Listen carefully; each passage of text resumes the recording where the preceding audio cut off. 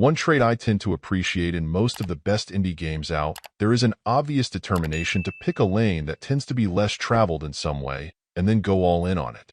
It's great when you swing for the fences and knock it out of the park, but being realistic, it's much more common that those big swings don't quite connect the way they should, making less of an impact than was hoped for.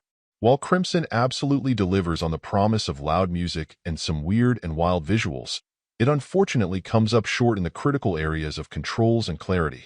Starting with what works, there's no doubt that Krimson is unique.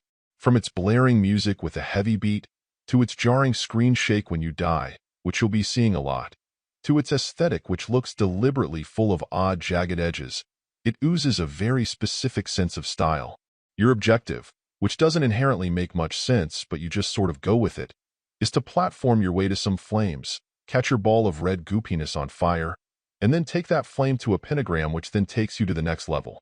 It's hardly complex conceptually, but that isn't to say anything about it is particularly easy, and not always for the right reasons. The game's two major issues, which combine to make the game as a whole a more miserable experience than it should be, are its controls and the pitfall of the game's irregular aesthetic style. On the control side, everything just feels a bit loose, except when it isn't. One element that's both a help and a hindrance to some degree is the somewhat sticky nature of the walls. There are times when this is absolutely essential to your success, so it makes sense to be present, but both understanding when and how that will kick in and how it should influence what you're trying to do with jumps can be pretty infuriating at times.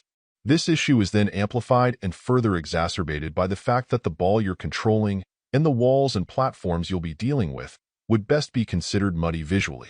Putting together these mechanical hitches with the visual ambiguity feels like it takes the game's desired concept of it being a tough, somewhat rhythm-based platformer a bit past its target a little too far, at least in terms of it feeling like it's fair. The best games of this type tend to look and feel very clean, leaving the brunt of responsibility for failures squarely on the player. This does neither particularly well, so while it definitely remains playable if you're determined to overlook its flaws, it's also difficult to heartily recommend. Overall, my final score for the game ended up being a 6.9. And if you're interested in picking it up, it's currently available on the Switch eShop for $9.99.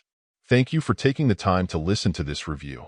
And if you'd like more information or ideas of indie games worth checking out on Switch, be sure to click on the link provided in the description. Until next time.